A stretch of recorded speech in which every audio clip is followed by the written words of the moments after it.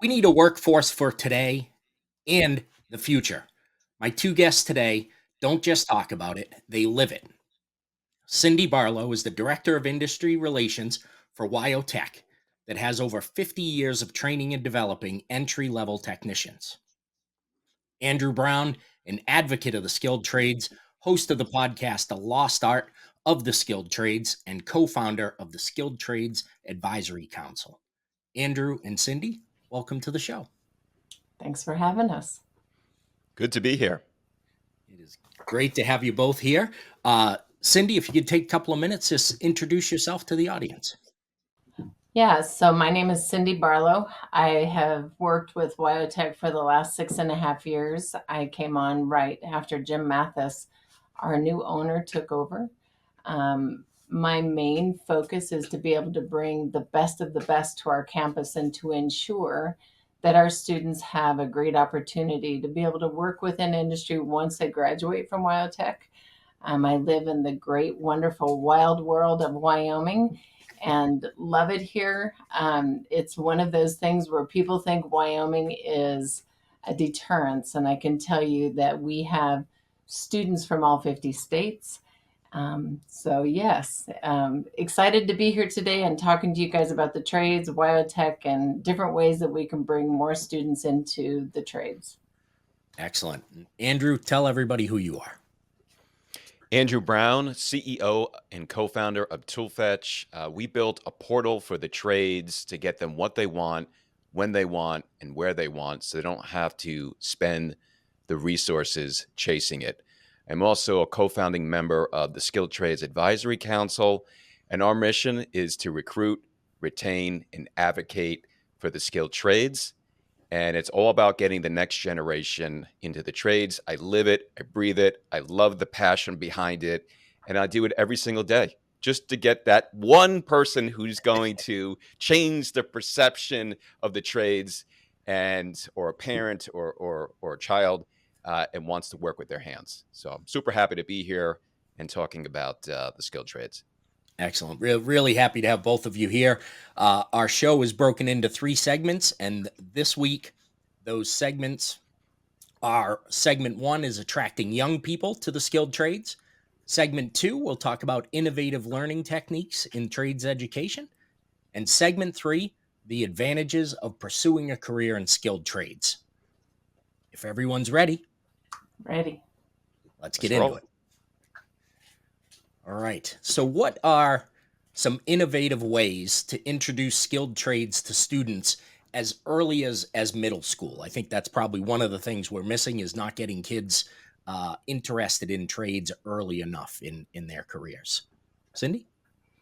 Well, honestly, it's got to start with the school system. Our school system across America has really not focused on the importance of the trades.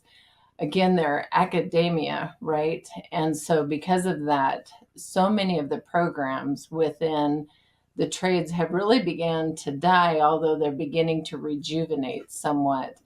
But because of that, it's really created a gap in the education side. So we have to do more, whether it's industry or tech schools, whatever it is, to be able to support these local schools, support their teachers, CTE teachers across the nation.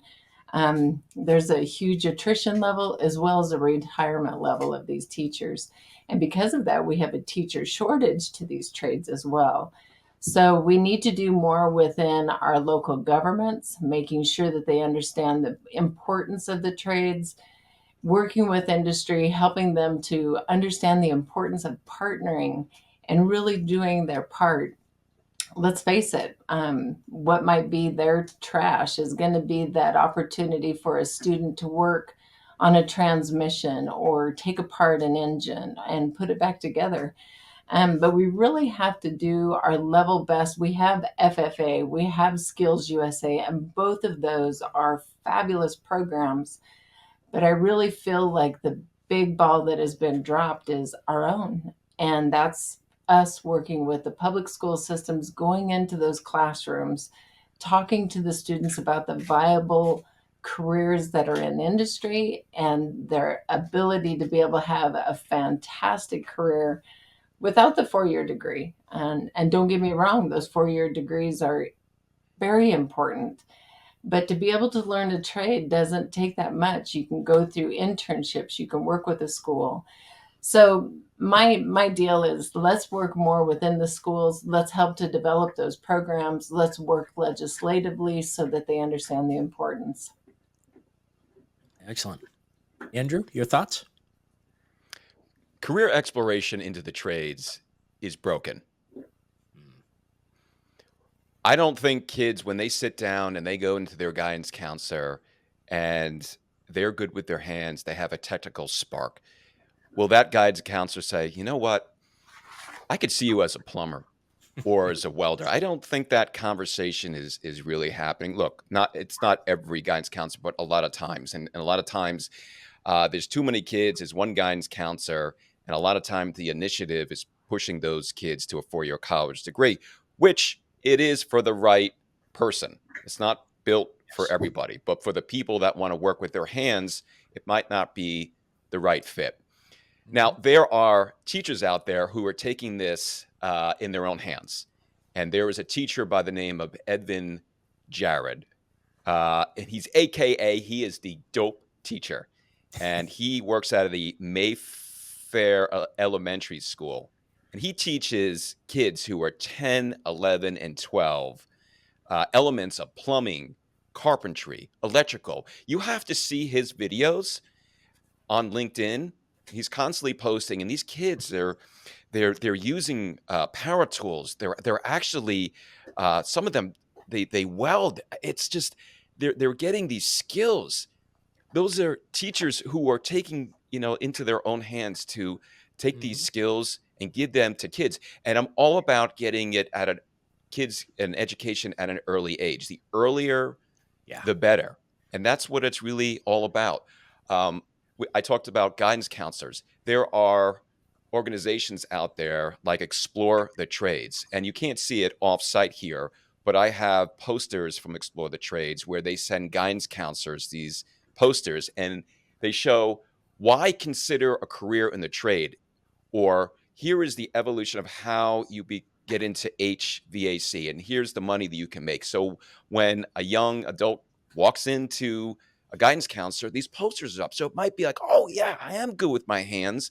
This is an opportunity. And then it could spark a conversation. So I know this is only an hour-long show, and I can go on, but that's a couple different ways you can get kids interested. Yeah, and I love that. And I'll tell you, in my little town here, there was a college that closed a few years ago, and the town actually bought the campus. And because so they were going to build a high school, they bought this whole campus from this college for much less than it would have cost to build a high school. But it gave them a lot of extra room. And with that, they actually put in a carpentry program. There's a culinary program starting this year, and a couple other trades programs that are now going through this high school in my little town of 11,000 people. So it's really cool to see some of that come back, and that they didn't just change it into college prep stuff. How can we leverage social media and digital platforms to change the perception of the trades among younger generations? And Andrew, obviously, we'll start with you on this one. I think social media for people in the trades is so powerful to put their skills and what they do in a day in a life out there. And there are so many examples of this, whether you're on TikTok, Instagram, obviously LinkedIn, or any other, or YouTube, platform. And you're like, wow, I could see a day in a life as a welder or an electrician. I think of a welder. I think of Barbie the welder, who I had on my podcast a couple months ago. Yep. And she is a metal sculptor. And I was just watching like a live video of her this morning, and she was sharing knowledge about how to be a sculptor, how to make money as a sculptor. And she's teaching people, and it's free. Yeah. Yes. And kids get to see what the possibilities are of these people who have such talent, where before, prior to this, even social media, you didn't have that. You didn't know about that. And now it's out there. It's everywhere. So I'm a big believer of showing a day in the life of actually what you're doing, because kids are absorbing social media, whether we like it or not. Whether I Hmm. like my kids on social media or not, there's only so much you can do. But if they come across a video of somebody who's an influencer, who's doing good and showing that they are building things with their hands, they built that bridge, they built that tunnel, and it it sparks something in somebody who likes to work on cars or likes to build things. It's a positive message, and it resonates also with parents as well. That's another Yeah. area that you need to focus on, because the, Hmm. the individual, the kid might want to work with their hands, but their parents are not sold on it. And maybe these videos on social media will sell that to the parents, and then they'll be more open for their kids to work with their hands. So I'm a big believer on social media and sharing your work. Yeah, you mentioned Barbie the welder, and she's actually scheduled to come on to the show in a couple of weeks. So we're excited to have Awesome. her on. Another guest that we just had was Jennifer Klein, who does a lot of work in carpentry stuff that she picked up after her husband passed away, and is now a great advocate out there. Cindy, what do you think about utilizing digital platforms and social media? Well, again, I think you already really covered just about everything that you can think of with social media. It's so important to have a mentor. And when you can see them in their own environment, that this is a day in the life. And let's face it, these students want to see what's available. And so, what a quick and easy way to not only have them, see it, but also interact with it, to have some really key players that they can make comments on and see those comments back. And that these key players also, want to help and inspire. Jessie Combs was one of those fabulous people and a good friend. And she was passionate about seeing young women getting into the trades and has done all kinds of things. Now, in her foundation, they're doing makers workshops, and they're all over the internet. And they're showing how much fun and how cool it is, because it's not just sitting behind the blue light. It's out there actively making a difference, moving mountains. And when the kids get to see that, they get excited about the trades. So it's very important that we have this platform and that we learn how to utilize it to the best of our ability, and make sure that the content that's coming out of that is really powerful for the students and that the message is clear. But being able to see it, being able to work with some really remarkable people and watching them on there, it inspires me. So I can't imagine how it, and we need to make sure it gets in front of the kids. Right. So that's another thing. But to the most part, I feel like he covered it in very powerful tool, and one that shouldn't be underestimated or overlooked. Absolutely. And so you both mentioned mentors. What role can mentorship programs play in attracting young people or young talent into the trades? And I'll take that one. Sure. Matter of fact, I'm working with a young girl right now. She's going to come with me to the campus this next week. She's really excited about welding. I'm putting her in front of some really key players in the welding world that are women that are like Barbie the welder, that is Yeah. doing some phenomenal things, and hoping to build that passion for her. She's getting ready to graduate high school and is somewhat undecisive.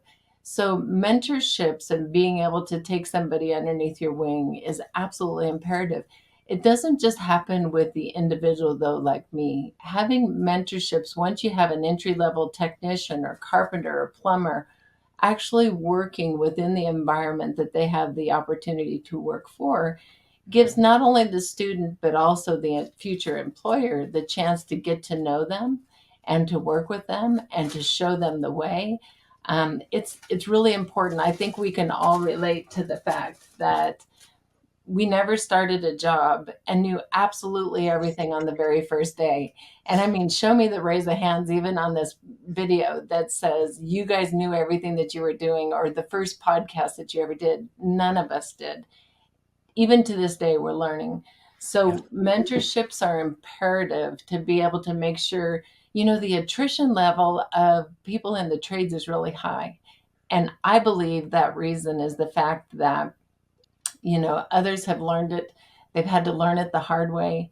Because Hmm. they've learned it the hard way, they think that if you've gone to a tech school or anything else, well, you should know it all. They don't. Right. They're entry level. So we have to be able to nurture them into the industry and show them our culture, show them their growth path in the company and the ability to grow. And I believe that the results of that are remarkable. And the attrition level wouldn't be 42% of all of our students that come into the trades leave within 2 years. That's a horrible statistic. But it's very true. And that's saying that working for somebody else is better than working for you. So we've got to change that. Internships are definitely the way to go. Hmm. Andrew, thoughts on mentors? Mentorship in the trades is a game changer. If you can connect yourself with somebody who's been in the industry for 20 or 30 years, you can cut so much time and energy of going in a direction that may not be right for you.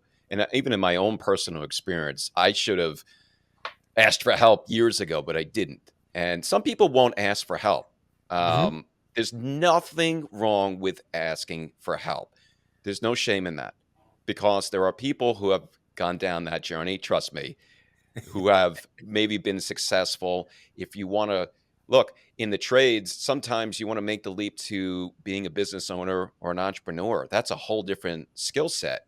Hmm. If you, what's good is that if you are with somebody who has already done that journey, if you're in plumbing, if you're in electrical, if you're in welding, if somebody owns a welding shop, if someone owns an electrical contracting business of some sort or construction business, if that person takes you under their wing, I mean, the amount of time that that shaves off, that you might get back 5 years versus somebody who didn't, who's trying to figure it out themselves. So I'm a big Hmm. believer of connecting people who are just coming into the industry with people who are well on their way, who know the industry, and it's really about soaking up that knowledge because you have to be open and honest with yourself that you don't know everything. And I always say Hmm.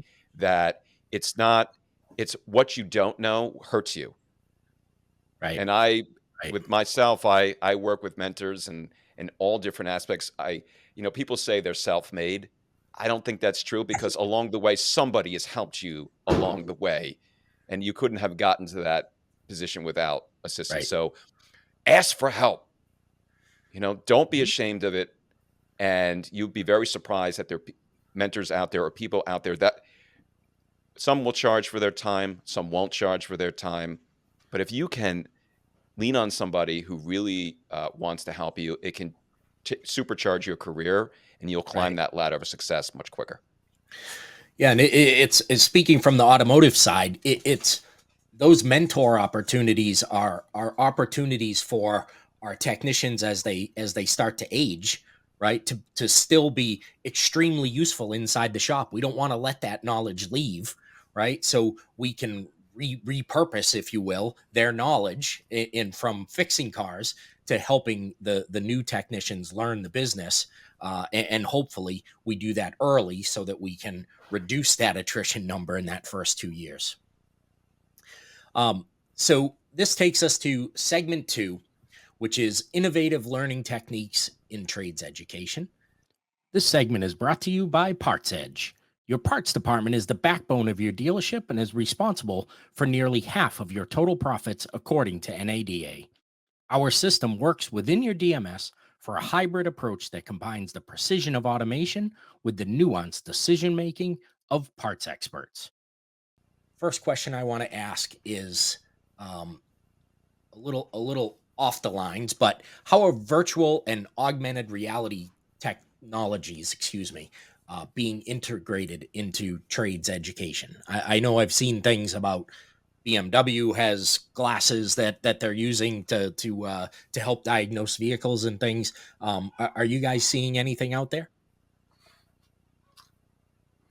I can tell you that at the trade school itself, we have not implemented some of that. We have seen a lot of the technology. where literally you can go underneath a truck, take a picture of it, and it can be live in the classroom. So you could actually be working on a truck in the shop, and instead of having, well, not instead of, making it more accessible for the students to be able to see how to fix that vehicle, but not having 20 kids, gathered around you. You could see it up on a screen. So that's really incredible if you think about that kind of just safety and that quick intuitiveness to be able to go and apply it back into the shop. Um, I will say, I think that technology is great, but there's nothing like that hands-on training that can replace that, in our opinion, as a whole. But the overall, technology that's out there is phenomenal. Even through the diagnostic side on the automotive. And Dave, I'm sure you've seen a lot of that. But yeah, I mean, automation is out there. Creative ways to be able to teach students is to be able to think outside of the box and how you haven't taught before. So it's not all just about the technology, it's also about changing our teaching style and maybe allowing those kids to be able to come in and say, gosh, can I take the lead on this today in the classroom? Mm. Allowing them to have more opportunities is what it's all about. Technology, yes, it's there. Nothing replaces hands-on training. Andrew? I was at the Skills USA Championships down in Atlanta this summer, and for people who don't know Skills USA and the championships, they take 6,000 kids and they compete against each other in all different trades.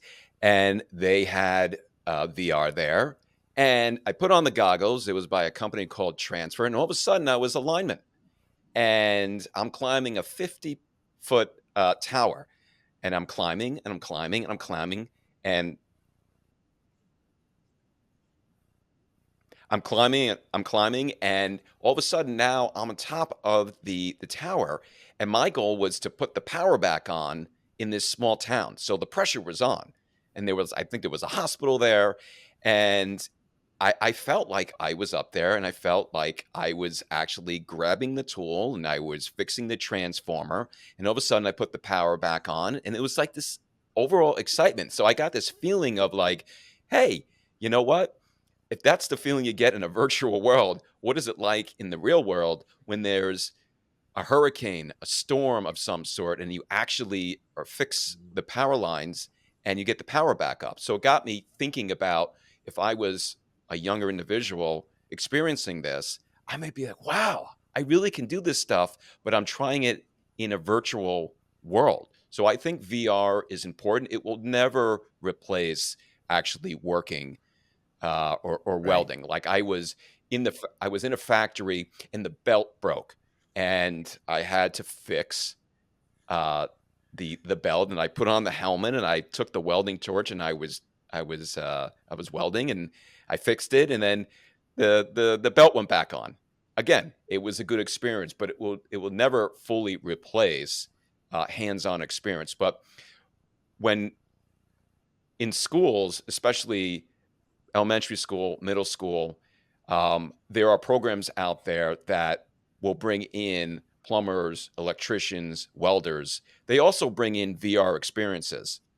So kids get the feeling of actually working with their hands in a virtual environment. They also get interested because, from a gamification standpoint, because all kids like playing with games, Xbox, and other devices. So it gets them interested and it keeps their attention. So I'm a big believer of VR, and I think that can help get kids interested in the trades. Dave, can I just add to that really quick Yeah. too? Honestly, if we look at, there's a program out there. It's called Be Pro, Be Proud, and it's an absolutely fabulous movement going to schools across America. It's really strong in Arkansas right now. They're getting buy-in from Tennessee and all these other states that are actually supporting these kind of vehicles. And what they do is they build out a semi with the pop outs on the side, just like a camper. And they do have all these VR experiences throughout it. You can weld, you can operate a backhoe, you can drive a dump truck, you can drive a semi, You can drive a train. You can fix a transmission, and it's all within the circumference of a trailer that's just a semi trailer. Be Pro, Be Proud is definitely using that innovative technology to inspire from middle school to high school. And I've been working with them for the last 3 years. They're a fabulous program. And if you guys don't know about it, I highly encourage everybody to look up Be Pro, Be Proud. Get them to come to your state.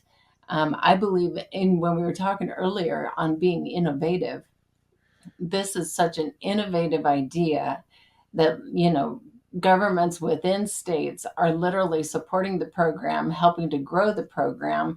But certainly it's 100% VR, and it is about inspiration and showing them the career path. And then afterwards, after they go through this trailer, they have this little mini career fair of all of the little stations that they had in the trailer, and they can talk directly with the people who can help them with the internships and the opportunities to be able to work with them. So VR does work very well in that environment, and Be Pro, Be Proud. Yeah, what a great way to make a career fair more exciting too, right? They Yeah. can actually get that experience. I was thinking this morning that like the toys that I had when I was a kid, like I took them apart all the time, and there aren't really a lot of those toys that you can take apart anymore, right? They're all plastic welded together instead of screws, or there are special screws that you can't get out and things. And this is a way for kids to still be able to kind of do that stuff. And in Um, a safe environment. yeah, Hmm. very cool. The American Welding Society has a trailer that they take around the entire country where they have 4 or 5 or 6 Lincoln virtual welding machines. And I got to go on this trailer, and the kids lit up. They were teaching them sort of how to weld. Even I did it, and I got an 80 out of 100 for the first time. So maybe I'm in the wrong path. I should have been a welder, but it really shows kids that what's possible working with your hands. So these are all great examples of it. Yeah, I love that. My mind is now spinning on the trailer idea, and getting those around the country for kids to see, The getting them other to. positive about the VR too is that you get to practice all of these things, and the consumption rate is less. And then when you actually go into the shop, you actually utilize less welding rod, even less Sure. time to learn. So, yeah, pretty Yeah, awesome. you build up a little bit of muscle memory before you're Yep. in there trying it, right? Very cool. And so switching from virtual to hands-on, what are some successful examples of apprenticeship programs that combine that hands-on experience with the classroom learning? Cindy, you related earlier. A lot of times, and again, I'll speak from the automotive side. When somebody comes into the dealership from a tech school, you'll hear the techs say, like, "Oh, this person doesn't know how to put a car in a lift," or whatever. That's not the whole point of go. You don't go to the tech school and come out a master technician, right? And so how are we melding those apprenticeship and hands-on experience with the classroom learning? Yeah, so Dubusky High School in Dallas, Texas is absolutely fabulous in their high school. It's one of the poorest demographics in the state of Texas. And I have to tell you, this teacher down there is doing an absolutely fabulous job. I believe that when you start young and then you come into whether it's a tech school or you go into a dealership level, it just helps you to prepare, right? We live in an environment where they don't necessarily come out of the home working with dad and getting that experience. Mhm. So the importance of internships and being able to really work with that student is imperative. It helps the student be able to know the culture of that dealership. It helps them to grow and to also realize that it's okay to start at the beginning. We climb a mountain from the bottom up. We don't start from the top down. That's called a slide. So We need to remember that working is a learning process, and whether you've gone to a tech school or you've come out of a really remarkable high school program, that to learn from the best, and to seek them out, seek out and interview them and see what kind of program they have to be able to get into it and learn from the best. um, Internships are absolutely a wonderful thing, and also a way to inspire more students to get into the trades, no matter what it is. Whether you're working for Habitat for Humanity and learning how to build houses, or working with a plumber in your local community to be able to just see what it's like. Do you like it? You might get in there and not like it. And then you may want to change and go automotive or diesel or collision or something to that regard.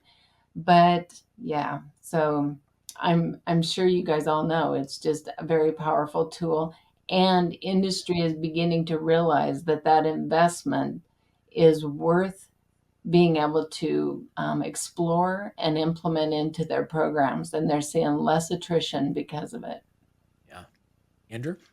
Apprenticeships, earn while you learn, which is a great thing. And I'm thinking about, I have a lot of examples, but I was thinking about a company in Colorado, a plumbing company, and they have a comprehensive apprenticeship program in plumbing, HVAC, and electrical trades. Now, this is not cheap to do, Yeah.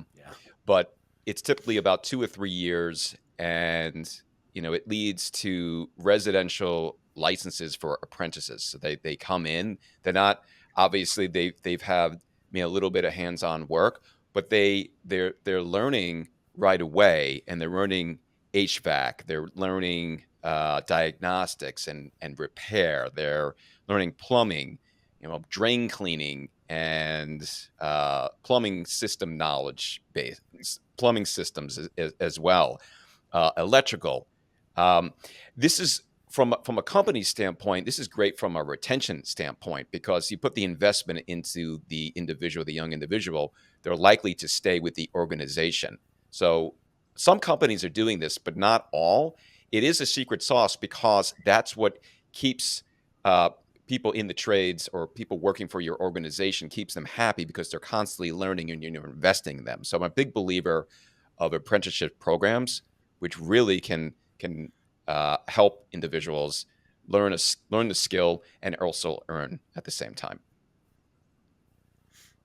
Yeah, it's excellent. I personally came out of Ford's asset program.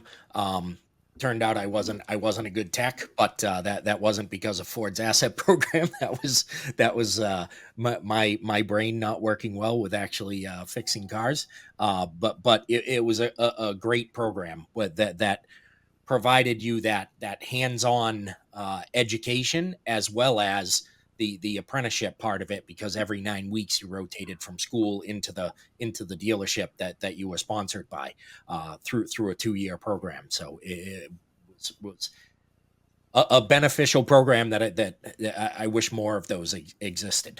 And I would just add to that you just hit a very key point. We talk about the value of them, but this is where we always talk about the education of the tech, right?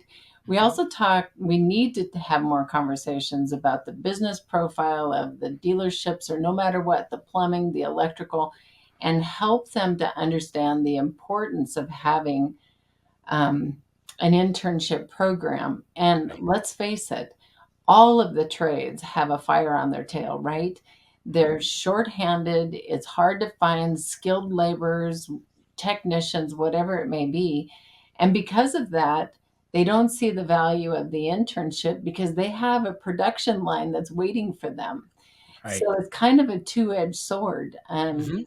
We love them. They're great ideas. But on a business side, because of the impact that they're having right now, it's really hard for them to take the time to develop, train, and implement a whole different program, other than, building or fixing or whatever that they've got going on. So they really have a dilemma on their side as well.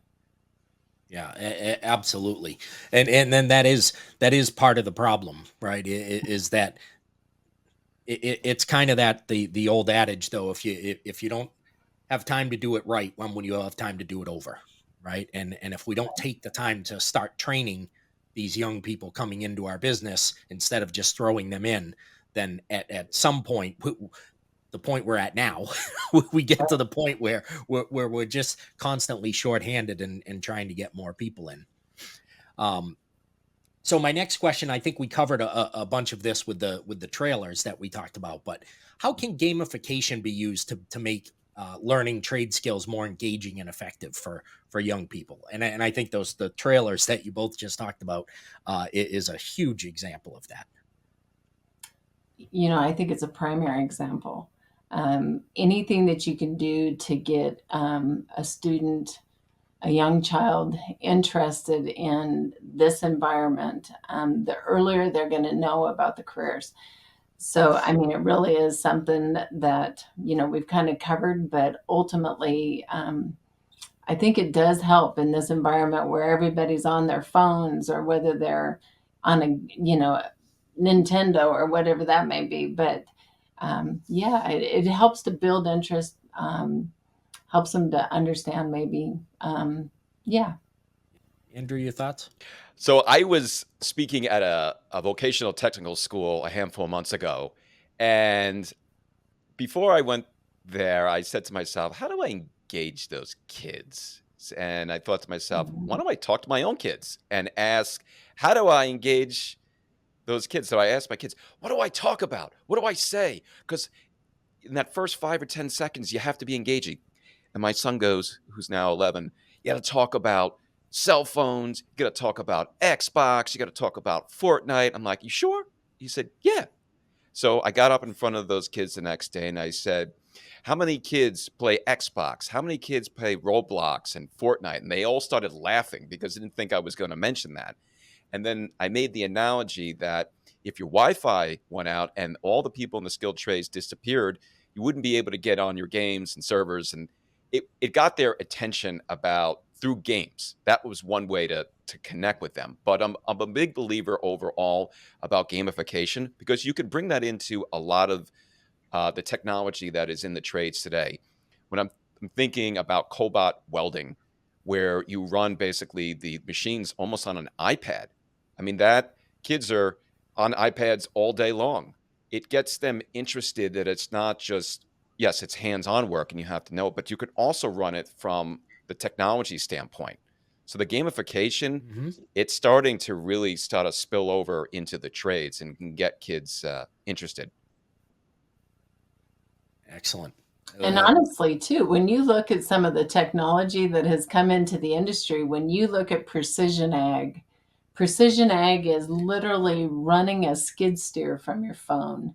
And so being able to have some of these opportunities, I mean, it's literally operating a road grader. So precision ag is probably the best example of taking gamification over to actual application within the environment of where technology is taking these kids. It's no longer just a tech, right? They're going to have to understand how to use all this technology. So much has gone into diagnostics that you almost need to learn the gamification in order to come into the industry. And that's not easy stuff. So, yeah, it is a very powerful tool. Awesome. All right, and now we move into segment 3, which is advantages of pursuing a career in the skilled trades. This segment is brought to you by Automotive Warranty Network Incorporated, family owned and operated claims management service based out of Denver, Colorado. They currently process more than 100 million in warranty per month. As we think about the trades, what are some of the lesser known benefits of working in skilled trades that young people might not even be aware of? Andrew? They can't be outsourced. You have high job security. Even in a downturn, there's still work to be done in your house. People are not doing maybe large projects, but there's always a plumbing issue. There's always an HVAC issue. There's something going on in your house. So there's always work to be done. So you never not have work. I don't think everybody realizes that I don't want to say it's fully recession proof, but there is a need. Infrastructure needs to be built, bridges, tunnels, roads, schools. They were essential during COVID. And so Mhm. your skills won't be shipped overseas.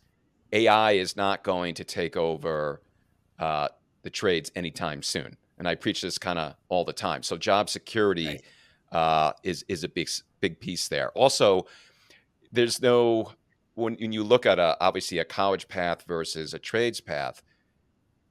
Today with schools, it could cost you up to 6 figures to go to school. And a lot of kids are coming out confused. A lot of kids are not getting the opportunities that they once did years ago. I'm a byproduct of college. I came out more confused out of school than I was in school. And my path maybe would have been different. But if you go the trades path, the investment into a trade school, you're making money right away. You're getting into an apprenticeship, you're earning and you're learning versus the person who's coming out of college who has all this debt behind them. So you're sort of ahead of the game. So if you look at a graph of a college path versus a trades path, you could see that the earning level over the handful of years, because you don't have all that debt following you, you tend to earn more. But there's all the stigmas out there. I was playing the game of life with my kids, and there were two paths: the college path or a career path. And it says Yeah. that in bold, it says if you take in the instructions, if you take a college career path, you're more likely to make more money. And it's kind of like, Yep. I don't know if that's 100% true, because I know a lot of successful people in the trades who have the biggest house on the block who would speak otherwise. So we need to change those stigmas. We need to change those old adages out there. But there's tremendous opportunities in the trades for somebody who wants to get in the next handful of years. It's a great opportunity. I agree with Andrew. The trades are, I agree with him, they're not recession proof, but they're close, right? We always have the basic needs. When we talk about school counselors and what they're up against these days, I think that they've gotten away from that academia side and they're dealing with more social issues. So the conversations around careers have decreased exponentially. When you look at the two groups, whether it's academia or a trade school, one is taking them in a completely separate path. There's kids I know that have taken marine biology in Wyoming, and I don't know how you're going to apply that if you stay here, right?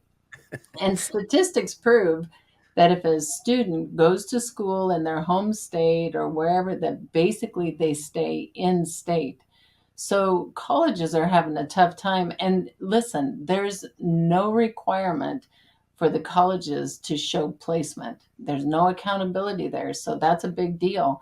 For Mhm. your trade schools, on the other hand, they have to prove an 80% placement of their students. So that's a big deal. I really like what Andrew said when he said you earn or you learn and you earn at the same time. Now, that's in an apprenticeship environment. In a trade school side, you can learn that trade and literally be back out on the ground earning money. And I've got to tell you, the levels that these students are coming out into the industry making literally pole vaults them over the top of those that are going for that 2 year, 4 year, 6 year degree. I'm not saying that those are bad. This world needs all of us, right? And it takes the academia and it takes the trades. So this is no disregard to those that go on to higher education. The trades themselves literally, I mean, I've seen it time and time again with these students getting out there, earning right away, and it's amazing where they end up. You guys, it's amazing to see them end up in management and CEO positions, Mhm. and it's amazing at how quick. So the viable opportunities in the trades are wonderful. It definitely gets these kids started, and I call everybody a kid. Not everybody's my baby, right?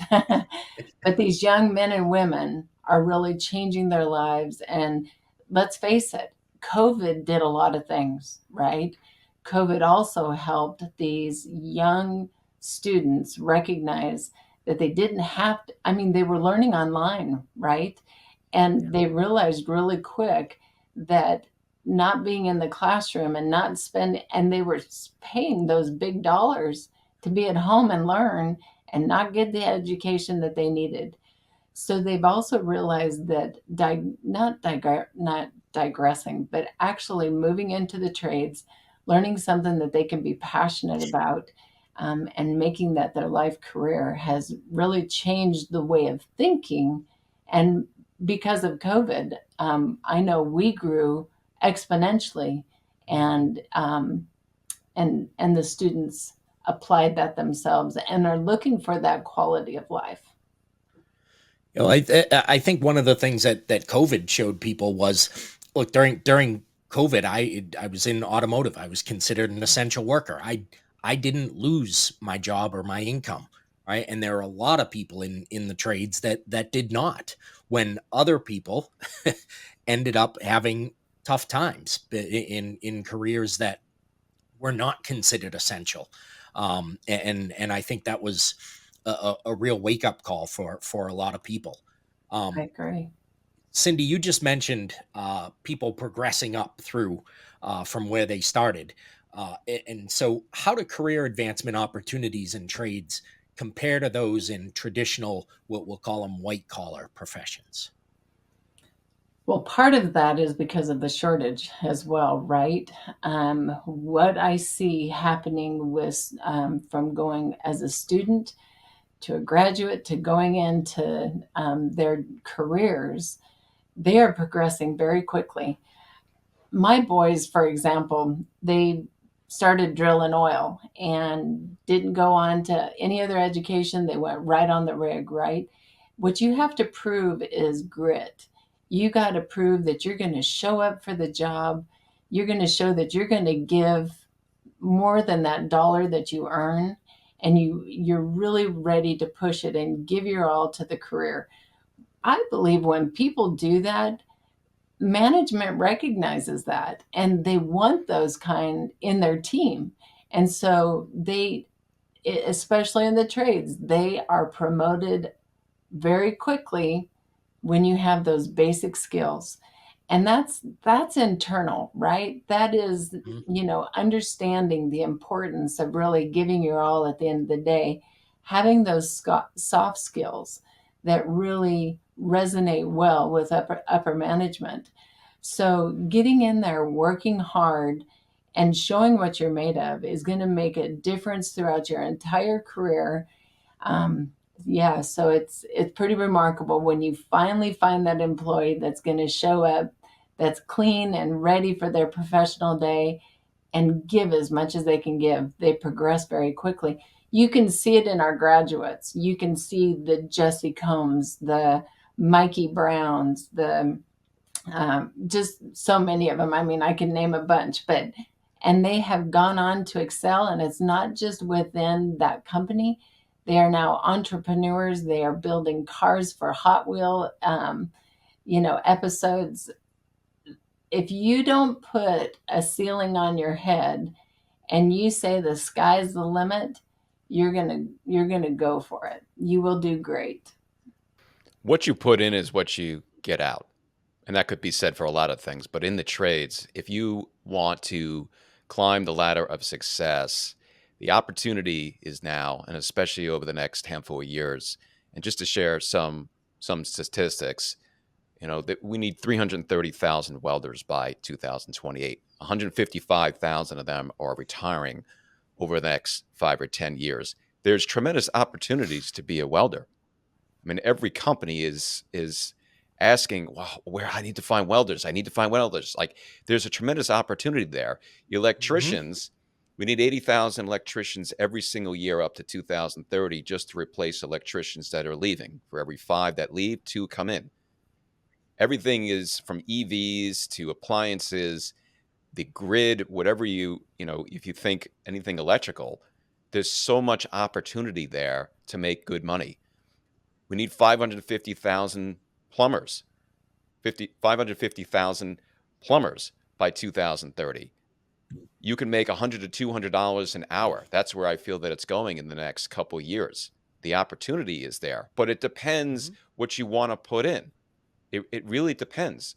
And that goes back to even mentorship, what we talked about earlier about aligning yourself with somebody to get those skill sets quicker, that you can be um, you can have that ability to maybe even go and start your own business one day or be entrepreneurial, because you could take that skill set. There's a lot of people here in my neighborhood who are always looking for a great plumber and electrician. And as if you have the skill set, if you have customer service, you get back to people, you treat people right, you could do extremely well. I always say it's endless opportunities, and you're uncapped. You're only uncapped by your ability, your how driven you are. And if you want it, go get it because the Mhm. opportunity's there in the trades. Yeah, absolutely. And that's I've people have heard me tell this story a bunch, but I worked at a dealership group that had 6 dealerships in it, and it was owned by somebody who was a technician at one of those dealerships at one time. So he started as a technician in that dealership in one of the dealerships and ended up buying the whole group. So it's it's endless opportunities as you said. Uh Last question. What ways can careers in skilled trades contribute to job satisfaction and work life balance? I never met a tradesperson who didn't brag about what they built. I built that bridge, I built that tunnel, you know, look what I built. I Yeah. mean, their faces light up. I mean, that's job satisfaction right there. Not everybody can say that. There's a sense of fulfillment. There's Yep. a sense of that you've accomplished something, you've fixed something, the power is out, and you turn someone's power back on, or it's 20 degrees out and the heat doesn't work in someone's house, and you turn it back on. You feel like a superhero. I know it sounds kind of cheesy, but you do feel like a superhero, and you get a smile on your face that you've helped somebody through that. So the job satisfaction is there, and the work life balance. I mean, look, totally understand. You're going to work hard. The trades, they're not easy. They're not. Not every field is easy. You're going to have to put the time, energy, resources into it, but you can be extremely successful. But if you build your business up and you're entrepreneurial, you can put yourself, in um, more of uh, in a CEO role or more of an executive role, and you can have people under you doing the work, but you've worked your way up towards that. But you need to walk on those shoes before you can Yeah. actually get into that role. So the work-life balance in the trades, obviously, it's a lot of work. It's a lot of hours. There is a commitment there, but you got to put the time and effort uh, in the beginning stages because you want to get that sort of that end result. You want to be a business owner one day. You got to put the hard work into it. But overall, I never really met an unhappy tradesperson who didn't brag about what they built. Cindy? I would agree with them. Being able to brag what you build is a very powerful thing. But those that are going into the trades, I believe, they've tested the waters. They're very passionate about the direction that they're going. And of course, being able to see what your hands can produce is a very wonderful and gratifying thing. But they're passionate about their job. So that job satisfaction just kind of raises to the top. The other thing that I think in the trades that you see is that as you work in one area, you kind of gravitate and you learn all of these other ones. So it's always growing. And I think that this young generation really likes that change, that ability to be able to grow within their career and what they're doing. Let's face it, the work life balance in this generation, I think they get it. I always hear people kind of complain about this new generation, and I think there's a lesson to be learned from them. In my generation, it was how many hours can you work? And you're probably going to work right through the weekend. And then you look back and you say, gosh, I didn't go on very many vacations. This generation is saying, listen, I want to give you my all, but at the end of the day, I also want to go home to my family. I have, I bike, I hike, I hunt, And this is important to them. They have decided that, work is a tool, and it, blesses all of our lives, but they also want to have a life.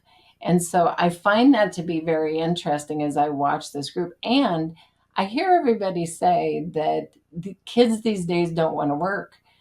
Well, I don't agree with that, because when I see the volume of students coming into Wyotech, I've got 12, almost 1,200 of them at the school that cannot wait to get out there and go to work for the dealerships. So, we need to recruit, we need to educate, get them into the system of the trades. But that work life balance is important to this generation. And again, I think there's a lot to be learned from that ourselves. Yeah, I would agree. And there's a lot of hours to be worked in, no matter what career path you choose, right? Mhm. The doctors go on their rotations before their doctors, where they're working 24 and 36 hours in a row, right? And Mhm. the trades are never going to ask you to do that. But work life balance is, I think, kind of a misnomer a little bit too, though, right? You have times when you're going to be more on the side of working, and you're going to have times where you're going to be more on the side of life, and it's about and over. It's that doesn't mean that it's 3.5 days every week where you work and where you have life, right? There's times where you'll have extra work, and there's times where you'll have more free time. Oh, for Um, sure. But the thing too, I think in the trades is that opportunity to work as much as you want. If you're at yeah, that point of your life that, and they're willing to get in there and pay that overtime because they have the work that's there that needs to be done. yeah, So for that real go getter, and there's plenty of them, when they see that opportunity to move their life forward and to be able to really to buy that home, to buy that car, whatever it may be, that opportunity is there. So yeah, I think it's really great that not only can they work in a 7 to 5 or 7 to 4 job, they can also take on a whole lot more, and just really grow their life forward quicker, in my opinion. yeah, absolutely. Well, this has been an exciting and really quick hour with you two. Cindy Barlow, Director of Industry Relations at Wyotech, and Andrew Brown, CEO and founder of ToolFetch. Thank you so much for joining us on the Fixed Ops Mastermind today. Glad to be here. Thanks for having me. Thanks for having us.